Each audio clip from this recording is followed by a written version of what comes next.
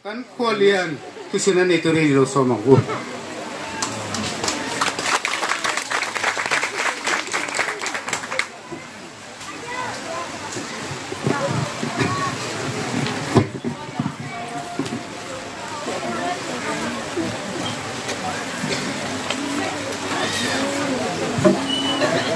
Chairman Diamond Jubilee Organizing Committee Chairman le DCP Nibok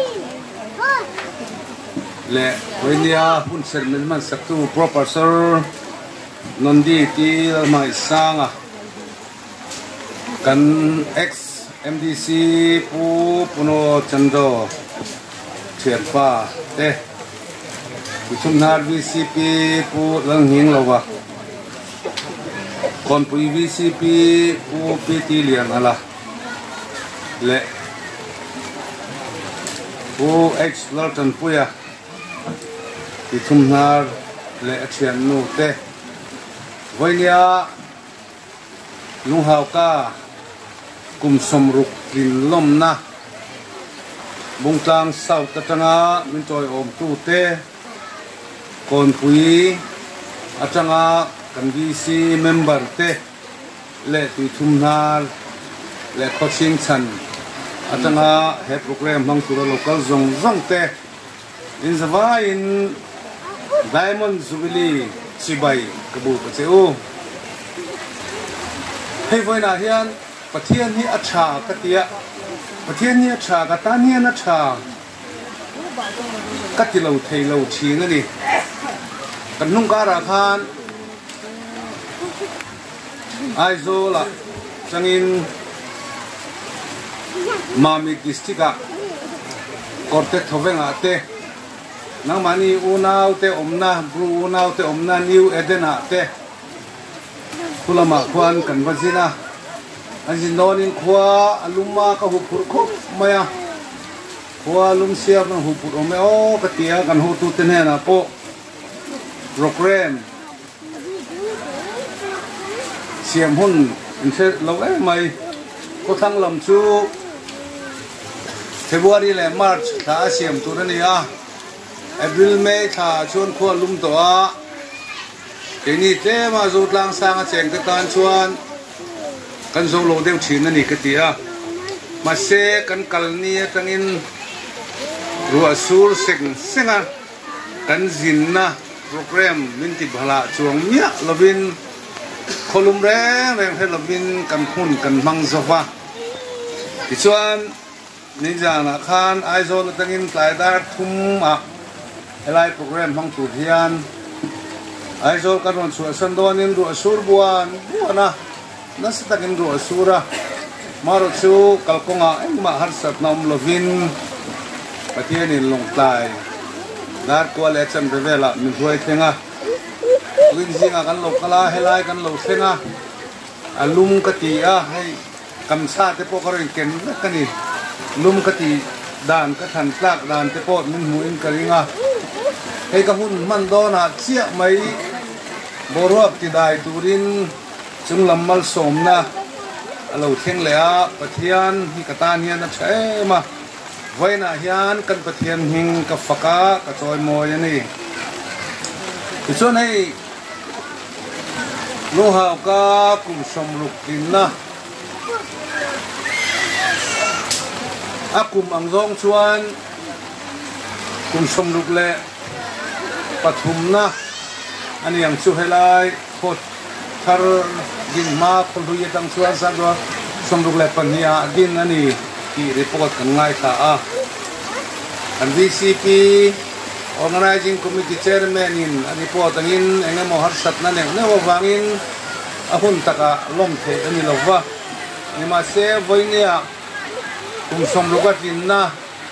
lom alo ni the hi lom om kati a voina hian nu ha ka mi puite in van nei kati a VCP fel tak angai na dia le khathiam he in khotwal fa ngai mai in nei hi in van nei tak zitin karia voina hian VCP fel tak in nei azara he tiang ang ruam man na te nein khotang huwa pa khua lom na ni ruai nen ruai pui ne na mang thei tura ruam man na ama le a tho pui a bi si member te ung sel ka ti a kalom pui a kangai sanga ka chuang bok ani he tiang ang hi mang du chin mai la sum le pai tam tak angaya sum le pai VC atang mai chuan ngai tua te lo har china nima sila til ngai na ria le akong mang ria til mirem ria chuan ro man na tha an siam sok chin ani ti voinia hian alang chiam le in ka ria ani chuan kan ngai tha ta kan than he khua alodin theina tu ka ta na ma lo la tu te khotang ang le ko ran ang te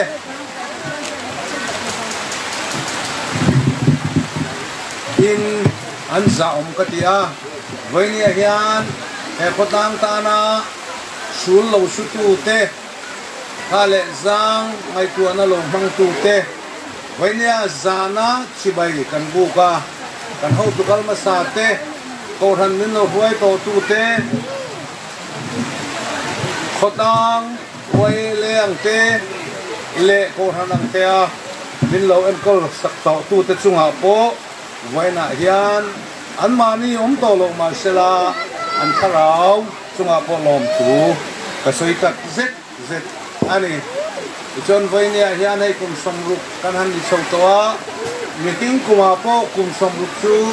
upa pun tok lampang ani to ani kuti mek lai chuan thang thar te la ya kan lo piang zela kan hun man na a voinia souvenir khochan chin soi tu u balapo ana asoi ang khan ela ya tu ma chuan le kathiam te le mi chang kang tak te la lo in khori ko tak po mu mal lo ma sela voinia chuan he khotanga graduate wal te mi thiam tak te sorkhana thok te lo chauta kan upa te he khua lo din tu te ma lo lak na zara voinia hian man sot na kan dong ani ti te kan siata voinia kan mi thiam ten he khua hi ngai tha mai lova he khua hi ka selen na ka tian ka mur na ani ti hia he khua hi za pui lova he kho ma son zel thena turatana dan lo la a he khua hi hum hal zel tur po in kacha du bok se u ani voi ni hei ruwa su tam palang ti po chu hloma chuan rei tak hu ka soi lovanga hei kan pakhata kan soi le du su kan mamo mai tun ma ka chuan kan local teacher heta kan sukha heta reng kan chole a ha cha mania nang mali tan po reson han lak le long tai han kal tur po in mase center sulkhar india sulkhar zara PMGSY tangin itum nara tangin nuhaw ka kongte lai tlang alaw ni a voinia hian kan du thu ala sam zo lo PCC pavement ani emo alcatra betumanen emo lo ni sela chuan heya hian ma kan son chole tu ani a assembly session a te po pathian le nang mani wanga in ai o min than ve na voitam tak kalo sei to china amaro chu tuitum na tu lu haw ka ringot thi Mizorama PMGSY project ani lo wangin ati ngot theilawa a facing kalpui ani a tuna hian PMGSY thi antia chu PCC pavement hi zo vek to ani a tuna an babab chu PMGSY 4 antia tuda chuan tuna hian central atangin ruam han na te po kalin tuna tanga kun dei lo te a kumin chung hian an ti manange ti man tura chon kan ngaya an ho tu te PWD lam ho tu te min san na po heta tanga kong pui hi bi takin le kong pui tanga tui thum na te PCC pavement hi PMG soi fora siam tur ani a hela hi MLA kan yang point budget sesona PWD demand kan soi ni inu kalau sei fu china tun huna chuan hela kung po PCC pavement hi an hai ve le to in karia kum top lama ti chuan tender te po chuak ve mai tura be sei ila chumi huna chuan hela hian masod na kalkonga po alo chang ve don ani ki kha vaina hian report ang devin kan soidu ani chu chuan a panina kan soidu chu hei kum somruk na vainia kan loma lim takin lomila lo takin nangila tin khota nga kan khosa khona te kan chenom khoven kan in chenom khoven na te khota nga kan chen ho na te enge mo rilu intinat na te lo in ngai lo na te lo in ngir ngau na te kan chenom tenen kan lo nei po ani the din sum kwa po kan lo nei the ni he kum som ruk kan kin lom na hian khangang zong kha theng hin sela khangang zong kha tibau sela he kum som ruk kan lom na kum som ruk le pakhat kal chho tu da kan kal da tu ra chuan he khotlang hian nun tharin be se na tharin malam khiri la chu diam chuan kal hom ila khotang in lung rual tak le khotang in mangai khotang nuam khotang him khotang in mangai kan ni thena tu tan kum he kum somruk kan lom na ti lama hian ikalang u ti soi duwa yena panina chuan hei kan rama rin om na te adai so te mani rin om na kan ti na hian tong rang in rin om na politics sa te ko hana te khotanga te sumle pa ya te ei kan zon na konga te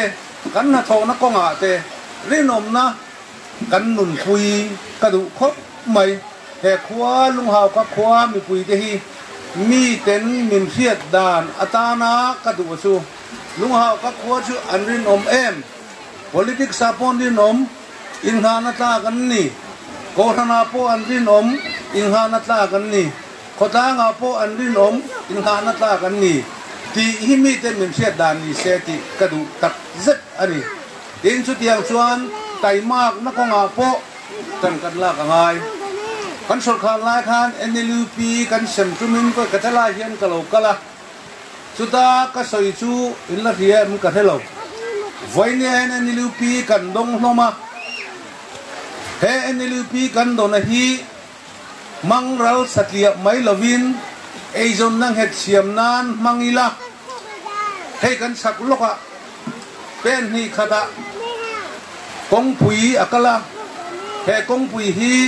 atlang huna chuan khochak ram tenen in ka sum don ton na kan nei dona helaya NLP voinia kan don te chat taka kan ti pui jin chuan tun ma chochi vai reng te kan phut thin kha vai reng te purangai don to lowa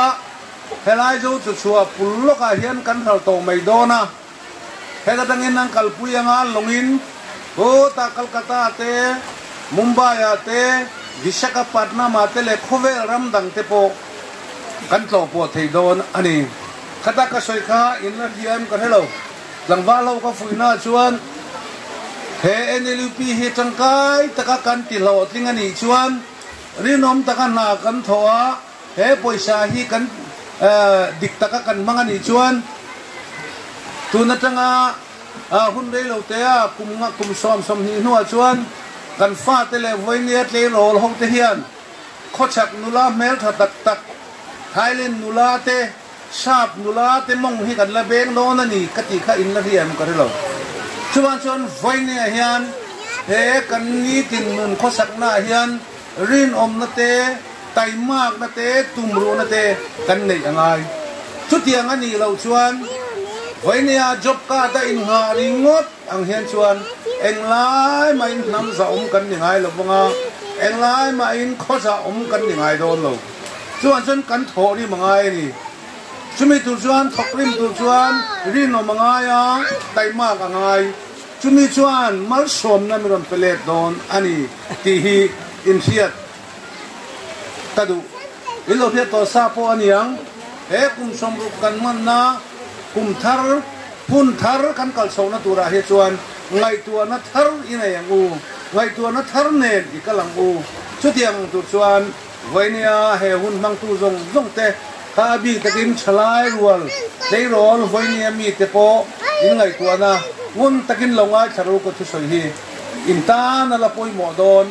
kan ta na la poi mo don ani ti hia in kong dik kong cha le khotlang za nam za chung ko za kan ni the na tu dan chuan ke mani a rin na dik na tai mak na kan ne in ke mani pathian in min vor so don ani ti hi hia ila mirin lo le mi pachalutuk aza thek tak tak lo mi zo tong upa chuan ka pachiat lutuk awangin ka thil riat ve te ka thil thiam ve te hi mi na nga ma min ngai lo thin anti chuan mi in poisa anga a ha usaka adin huna that chuan le ka thiam lo ani mo mi mo la ni mo mi na ngai sang tak le ka thiam deu po mi fing deu po a ve thei lu tuk chuan mi nan chung en thei lo chumi wa chuan le kha thiam ka hau sakna ni ringot lo fin kha hau sakna ni ringot lo taima ka hau sakna ni bible kan mu ni thorim na pe a solna thokrim ten alomanan puthin chuan voina hian e kum som ru le pakhat kan kal sona tur kum som ruk kan lom nuwa hun thar kan kal sona tura hian ngai tu na thar i mangang u tin voina hian kan som ani chona pathumna ka soi du le chu voina kan ram kan council din hun te hi in ngai tu ve ngai em kan ho tu te kan ram ruai tu te rin lo lutuk awangin nam kan ni nangin kan mual pho ni hi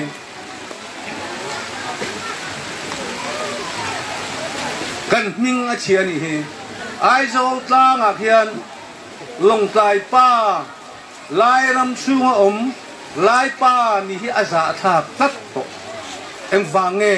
kan rin lo awangin kan that chia ta wangin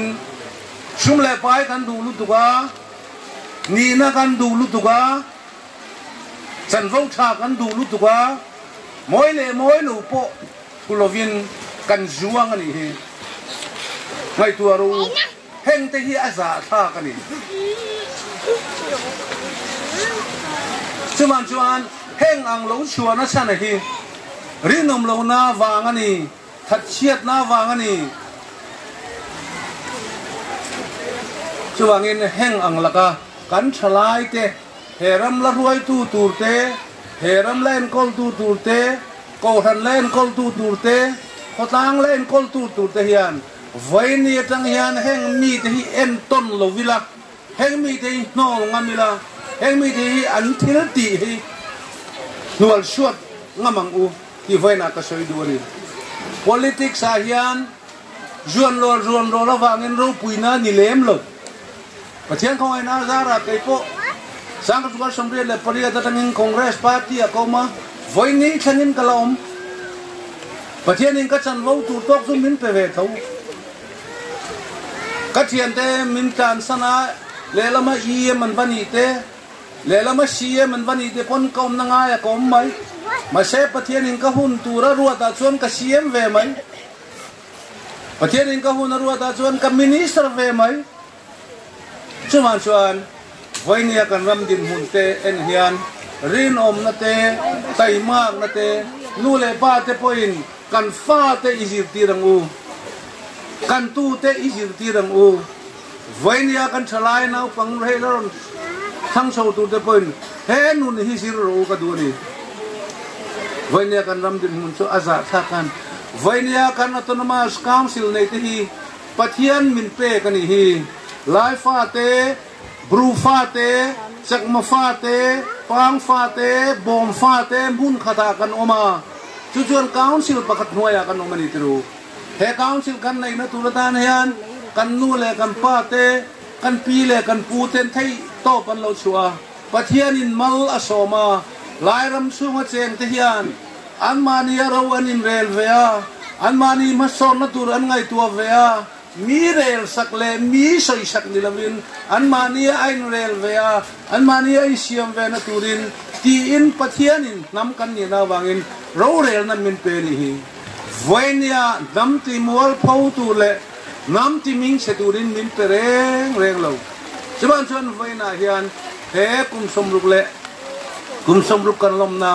a hian I hak tharang u he rama hian hak thar na kan nei ngai tu ti rual chuan ram ruai tu te po a thang tu te kan ni voinia hian ram ruai tu thang tu chu nang le ke kan ni in than do na lo kala sum le pai min lo pe sum le pai a min le ringot thei te kha a za tha kan lo ni pala ni pon hei hi simang u sarkar lama pianga kal rui zel ringot te hi a za tha he voinia po sarkar tu na kan hon me khian hey kan bial bi khumi sekul bial anga te helai pon thawang karing ZPM local chuan lon pung nei lo nuai nga kan ti sakang su ten ti cheng nuai nga hi lung ha ka hian in bu vek don ani chuan ZPM vek mai ru poilo ma in son ni ka du ama ro chu an pek le lo chu chuan in bum tir su thi ka soi do ni voinia hian bum thei mai maya kan khotlang om chin te hi za tha voinia hian tam tak chuan ruling an ni sia den nuai nga lon ka mu thei chuan tin be sei na ne kan kal le a kan zo kan u kan kal rui mai zel a za tha ni sarkar masa khan congress khan voinia hian politics ka khelan ni lo thudik ka soi ni chu NLP nuai kha campaign chu ma te kan perfect chu lung ha ka khot pa chi dong vekin ka dia MNF in nuai thum kan peng chun tia nuai thum dong pakhat ka lino me khuwa hian kanom lo ni tru min bumani voinia ban kai min tilea ke ni lung ha ka khoi tinge min kai don chuan in bum ti lo wela bum thai hian om lo wela ke ma ni a hian rin om na te dik na te kai mak na te mani kut koya kan din chho thai na tu tan ho ngai tu na than I mangang u I khok kum som ruk ding to khwa kan ni hi luang thi sem hi nang mai hian yom lawang he lung ha ka khwa hi ka tong ba thu ni lo sela he politics sa ka kalbe china hian lung ha ka khwa hi chu a khodangin ngai lo lama lo ngai lo sela khorin om tak khwa po in din ka thia chu ti rualin rin om lem lo mi zo tong takin theng tlor zuan an ti chu ti anga zuang lo po tung bachin chin ong ve ma se atam zo ki chu rin om taka het taka principle nei taka kalte in ni china he kum som rup kan man na pe yen chon ho u ngai tu na thar ine yang u ti hi ka soi du ni he voinia kan ram roi tu te din hun pe chu asa tha ka ti hey zo sa chua tangin sara chua lama KMTP ro da kal do na pas nei re lo khan pas le man siama compensation an la vak mai ni tu na po hian bung tlang atangin tu thum na defense so da kal le do na pas nei re lo khan pas an in siam le vak mai ma se lo en ru bible kan hu varung mani tuilo opke chu apui jin nuwa akan sanangati akal sanangati anu le pat voinia hian diklo takasum kan la theya tun hona kan lo la theya ni pon kan lo la ni pon hei hi kan tan kan hun ser mang tu ni soi kha Deuteronomy bung som thuma kan hu in ma nun na le thi na mal som na le an chia ka da hetu dan le le fan ka ta wani ti kha voinia hian diklo taka he sum la tu te hian mal som na tu huna dong ma sela rei tak an vul pui lawang sam som sadile pathum na asafa tong dai na khan asafa thu a kan mu ni misuak sual te van nei zia kamu hian ke point karap pel lek thin an thi ni te chiat an to ni ten enga man ngai lo an mit te hi apong pur mai ni an nge ni an thau lu tu ka an ro pui lu tu ka ti ma se kan chiar zel chuan khami te kha zan khat thil tuan bo vek san khat thil tuan chevek chuan vaina hian hei ka soi du ani vainia kan ram din huna hian hetia nga midik lo tele eng poni se anham thana turani chuan eng po tham bor mai ham bor mai te hi heram ruai tu dan hian an thaber lawani ti hi riang u khangang mang te po khan nakina in tan huna mi te po na ron them le du mai thei ni chuan herama hian dik na le ri nom na taimak na te tumru na te tuat sel na te ho inin puyang u chutiang ani lo chuan thang thar lo kan le zel tu te tan omna tak lawa kan ram hi kan siam palang ti alo me mai hei kun somruk na voina kan manga kun somruk kan lo ting to upa te nule pa voinia kun somruk chuang somsari to te mual kan liamang mase kan fa te kan tu te alaron omdon sumi te na chuan rin om na te taimak na te tumru na te isir tirang u chu chung kwa nga nam anga khotlang anga kan za om na tur ani ang ti kasoidu ani chuan hei voina helahi asoina platform po tu ni chia lo mai thaya maro chu hei sarkar kan neya kan sarkar hon mek te Mizorama kalphung thar mi pui sarkar ti si in akal phung thar dan kan tiang tia ti lo de zel an ti lo ang zel nung sarkar kan hon mek ani hemi laga po hian ngai tu na film imang te ang u voine hian party ang ka soi changor ngor ni lo tu po ni ro se eng mi hing po ni ro se kan thil ti le kan nun dan azil lo chuan kan soi sel ngam po tha ka ti midik lo te mi fel lo te mi thalo te chu kan soi ngam po hi tha ka ti ke chu chuan voina hian an dige mo dik lo mo soi re lawa tong pong in fak vak te tong pong in chu ngani zui zel te po hi a fel berem tulai te po chu lung hau ka khua khoduom tak mai khoping satak ni chi na kha malam zela kan kal so na tura po khua hi mi te na min en tona mi te na min ngai sana mi te na min za the na tur tan kan ngai tu na kan man ka du hei helai khonai khopakhat hei chu vc in san don khan congress atang khan an suak vekak an fakal na party khan tikatan lo pedu sila lo le a kan party a dinan tuma ding su ka du lo isim lo zo ka ti do ding san su in vading ngare lo ten suak le na te kan suak do lo re ngang ka pu anti anin sangare lo ten suak le mai asa sa principle tung kan nei tu rani voine long tai kal tu chuan he kan sawanga dam nam tang lama kan kalang zong chu chua lama kan kal don chuan chu chua lama kan kalang tu mu mal nei lawa a mom le am than na tu lom nia kan hia kan be si ringo tak kal ringo tak ui ang sawani hei ui hi chu ka soi lo zok mayan AR Kholi Mizoram Governor lo ni to khan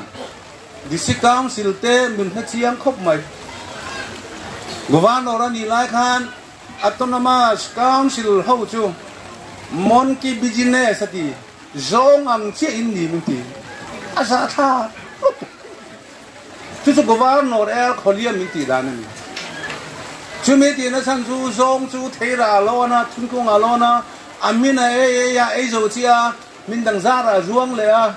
ai zo min dang zara zuang le a chu tiang che chu ni min ti voinia kan council te ngai to ru kum nga tan CM kan thanga MDC kan thanga kum nga chung CM pangan om don ani hi asa tha party anom kim zo don kan ho tu te asa tha lu tu chuman chon heng te hi ihual suat ngamagu hera ma hian om ve to su serong rel tu ba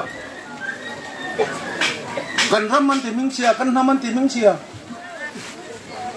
chu su mi pui te ku ta an omani ti hi hiang u ti ka sei du ani vaina hian pathian hiang u khan china sinot school na pangten thiam takin bru lam an lam te kha amoi ka ti aro pui ka ti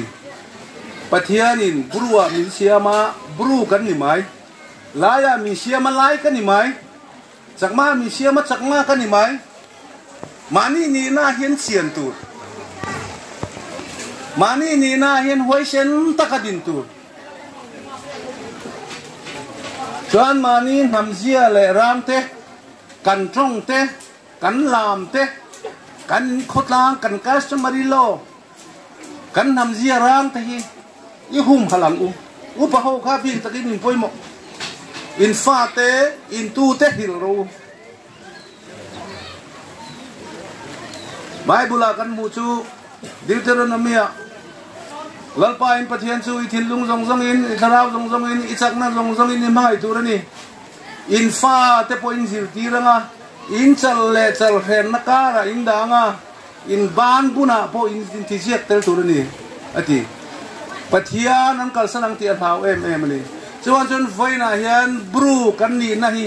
kan fa te kan tu te lo thang lian tu te hian za pui lova ani kan ni na anga pathian in min siam ang hian poi sen takin mani tamzia ni na hi din pui tu rani kai chu ka ti thin katisen hi an tha ka ni lo chuan hemi katisen hi mo ka piang non le ani lo chuan laya piang ka nia ka thi thangin laya ka thi don chuan voina hian kan nam zia ni na te kan trong te kan lam te kan inen kol na dan kan nun phung te hi tu ma i za pui lawang u i vong nong ze lang u he lung hao ka khwa hi motor lo lu thei ma kan sa zo samria le pasari ni lo kwa saria khan mau tam lai khan kan party in mau tam kan unaw te anhat se mai bu fai te ma zong te tal pe ila tin he ta sabul tang atangin zo cha chua ken kan kala mong bu chua lai tang atangin dum zau atang lung hau ka kan lo kala ke li ring kan lo kala he ta dangin dam nam tanga sekula kan chua ka chuti lai chuan za na kan lo thenga helai hian public meeting kan ne ya bru lam kan lam ho te kha alung len thak kati hon la khan pu em zatuma tu chumna mi te ho te ne kan lo kala chulai chuan rang vain po hela tam lo khop mai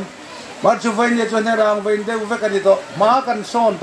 ma kan son rol hian kan nam zia rang ni nahi kal san lovin i hum halam u